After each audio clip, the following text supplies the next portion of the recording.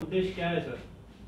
सर्वप्रथम तो आए हुए यहाँ पर सभी पत्रकार बंधुओं का ऑल इंडिया कॉन्ट्रैक्टर एसोसिएशन की तरफ से स्वागत है। आज का प्रेस कॉन्फ्रेंस का उद्देश्य है खारघर मेट्रो। खारघर मेट्रो का जो प्रोजेक्ट है जो सिडको के द्वारा बनाया जा रहा है उसको लेके जो यहाँ पर जो छोटे 8 वेंडरों का आर्थिक शोषण किया गया और 115 मजदूर कामगार का, उसके उद्देश्य में आज ये प्रेस कॉन्फ्रेंस बुलाई गई है। जैसे कि इससे पहले भी आपने लगातार 2-3 प्रेस कॉन्फ्रेंस किए थे जिसमें आपने लगातार सिडको के खिलाफ हमला बोला है। प्रेस कॉन्फ्रेंस करते हुए उनकी छवि कहीं ना कहीं दिखाने की कोशिश किया है, तो इस विषय में क्या कोई सुनवाई हुई है? तभी नहीं, हमारी इससे पहले भी जो प्रेस कॉन्फ्रेंस के माध्यम से हमने जो बताया था मीडिया को, उस पर कानूनी प्रक्रिया पर कोई भी कार्रवाई नहीं की गई है सिडको और सुप्रीम इंफ्रास्ट्रक्चर इंडिया लिमिटेड के ऊपर, क्योंकि कहीं मुझे ऐसा लग रहा है कि प्रशासन उनको संरक्षण दे रही है और ये लोगों का आर्थिक शोषण करते जा रहे हैं। जबकि हमने सारे एविडेंस दिए थे कि इस मेट्रो प्रोजेक्ट पे ऑलरेडी फ्रॉड हुआ है, पेपर वर्क का फ्रॉड हुआ है, जो कि सिडको बोलती है कि हमने संजोष महावीर को काम दिया था, हम सुप्रीम इंफ्रास्ट्रक्चर इंडिया लिमिटेड को नहीं जानते हैं। जो कि सिडको ये बात बोलती है, फिर भी हमने सिडको को एविडेंस दिए कि भाई संजोष महावीर जो भी आपने काम दिया था वो कंपनी आपके मेट्रो स्टेशन पर काम कहाँ कर रही थी। जो कंपनी काम कर रही थी वो सुप्रीम इंफ्रास्ट्रक्चर इंडिया लिमिटेड है, जो पेपर में भी मैंने उनको दिखा दिया, क्योंकि उनको पेमेंट संजोष महावीर के अकाउंट से दिया गया है जो वेंडर काम किए हैं, और उनको work order supreme infrastructure India limited के नाम से दिया गया है। तो ये कहीं ना कहीं पेपर वर्क में बहुत बड़ा फ्रॉड है, ये बहुत बड़ा चीट है, और इस पर सिडको ये चीज़ मानने को तैयार नहीं है। वो खाली तानाशाही कर रही है कि हम उनको नहीं जानते, हम लोग नहीं जानते। तो जो प्रिंसिपल एम्प्लॉयर की जवाबदारी है कहीं ना कहीं वो सिडको स्वीकारने से इनकार कर रही है। जैसा कि आपने 26 जनवरी को मुख्यमंत्री निवास स्थान पर धरना प्रदर्शन का आह्वान किया है, तो मुख्यमंत्री निवास स्थान ही क्यों आपने चुना?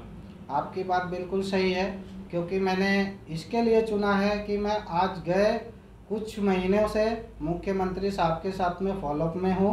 फॉलोअप में इसलिए हूँ क्योंकि सारे प्रशासन जो भी यहाँ के मुंबई नवी मुंबई के शासन प्रशासन है उनसे न्याय मांग के हम लोग थक गए अपनी संसद के माध्यम से। इसके लिए मैंने मुख्यमंत्री साहब के साथ पत्र व्यवहार किया है। पत्र व्यवहार करने के बावजूद हमको उनकी तरफ से एक मेल आया था।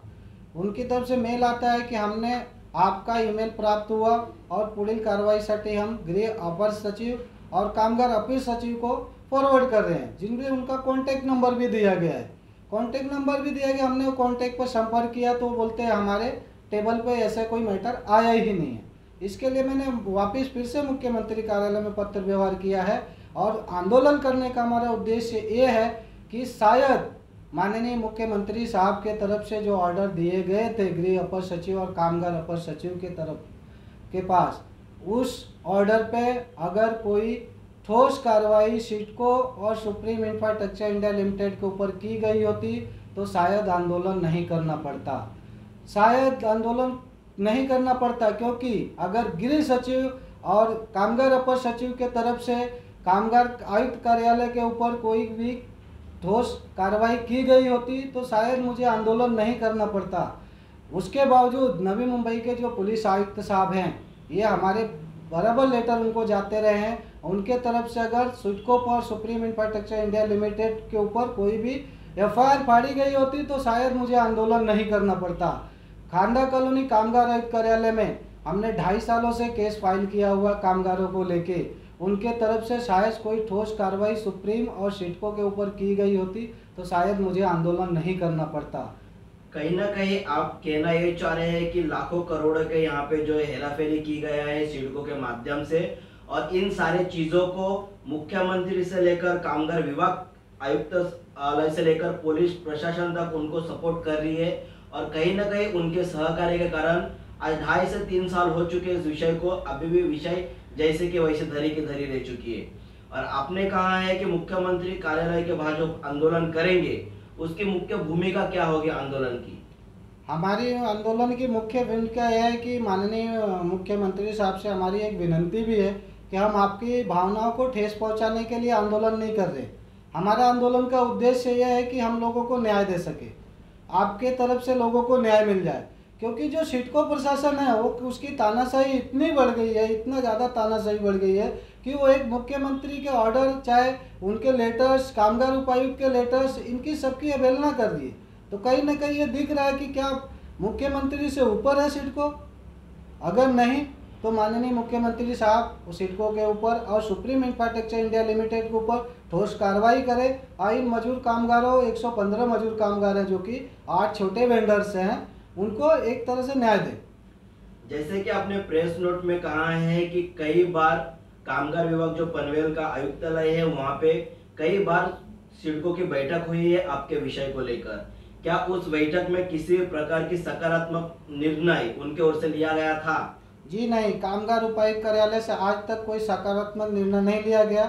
उसके वजह से सिडको का मनोबल और बढ़ता जा रहा है, क्योंकि कामगार उपायुक्त ये जानता है कि प्रिंसिपल एम्प्लॉयर सिडको है, लेकिन प्रिंसिपल एम्प्लॉयर की जवाबदारियां सिडको अगर लेने को तैयार नहीं है तो उनकी कार्रवाई होनी चाहिए उसके ऊपर, वो कार्रवाई वो कर नहीं रहे हैं।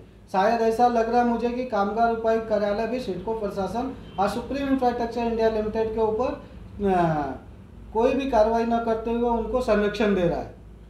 क्या इस विषय को लेकर आज तक सिडको के ओर से हो, चाहे महाराष्ट्र शासन प्रशासन के ओर से हो, जो सुप्रीम इंफ्रास्ट्रक्चर पे आप बार बार आरोप लगा रहे हो कि उनके ओर से ही ये जो सारे घोटाला है किया गया है मेट्रो प्रोजेक्ट में, क्या उनके डायरेक्टर या फिर उनके आला अधिकारी के ऊपर कोई कार्रवाई किया गया है? देखिए, जो सिडको प्रशासन है एक प्रिंसिपल एम्प्लॉयर के तौर पे है और प्रिंसिपल एम्प्लॉयर की एक बहुत बड़ी जवाबदारियां हैं।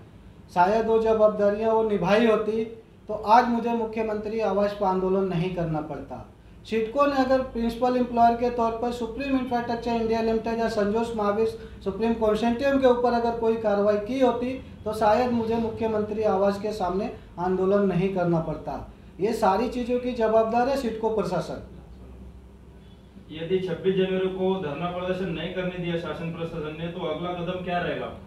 26 जनवरी को अगर हमको आंदोलन का परवानगी नहीं मिलता है तो हम बाकी सभी मजदूर कामगारों को लेके और छोटे कॉन्ट्रैक्टरों को लेके पैदल मार्च निकालेंगे।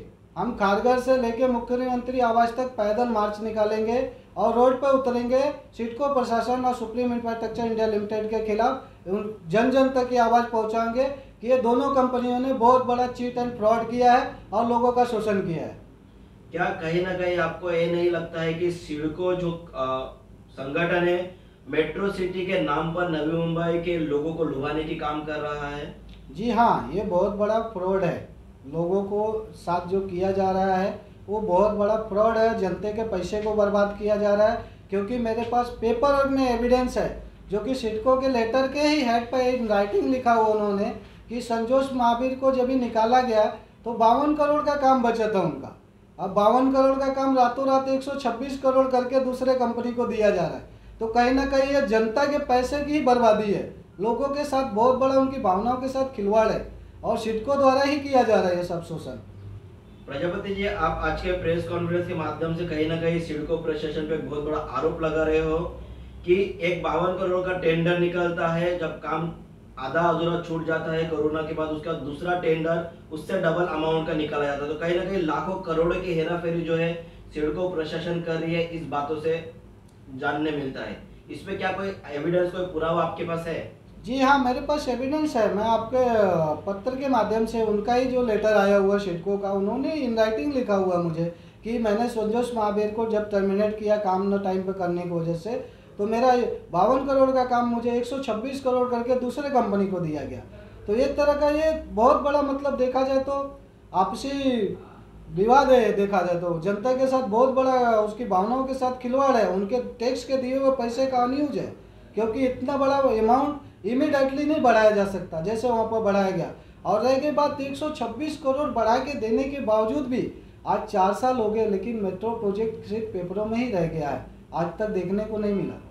जैसे कि आपने कहा है कि आपको अगर न्याय नहीं मिलता है, सही उचित न्याय नहीं होता है मजदूर 105 और उनके छोटे कॉन्ट्रैक्टर को, तो आप मुख्यमंत्री कार्यालय के बाहर के लिए आंदोलन छेड़ेंगे।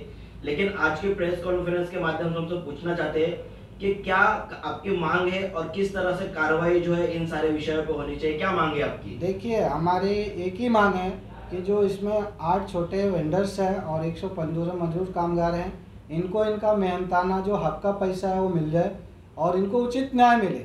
जो कि फ्रस्ट्रेशन में एक मजदूर कामगार ने जो भी उसको हार्ट अटैक से ही उसकी हत्या हुई, चाहे कुछ भी बोल सकते हैं, हार्ट अटैक आने की वजह से बताया जा रहा है, लेकिन फर्स्ट स्टेशन में ही किया गया जो भी हुआ। तो इसकी जवाबदार कहीं ना कहीं सिडको है। मैं एक बार फिर से दोहरा देना चाहता हूँ कि अगर माननीय मुख्यमंत्री साहब का मेल पे कामगार अपर सचिव और गृह अपर सचिव ने अगर कोई ठोस कार्रवाई सिडको के ऊपर या सुप्रीम इंफ्रास्ट्रक्चर इंडिया लिमिटेड के ऊपर की होती तो मुझे कल 26 जनवरी जो आने वाले 26 जनवरी है उसको आंदोलन नहीं करना पड़ता। अगर सिडको ने अपनी प्रिंसिपल एम्प्लॉयर की जिम्मेदारियों को सही ढंग से निभाया होता और संजोष महावीर और सुप्रीम इंफ्रास्ट्रक्चर इंडिया लिमिटेड के ऊपर कोई ठोस कार्रवाई की होती, आइन मजदूरों को न्याय दिया होता, तो मुझे मुख्यमंत्री आवास के सामने आंदोलन नहीं करना पड़ता। कामगार आयुक्त ने अपने जो भी उनके कायदे कानून है उसका सही ढंग से यूज किया होता, अपने कलम का सही प्रयोग किया होता, तो शायद इनको न्याय मिल गया होता और मुझे मुख्यमंत्री आवास के सामने आंदोलन नहीं करना पड़ता।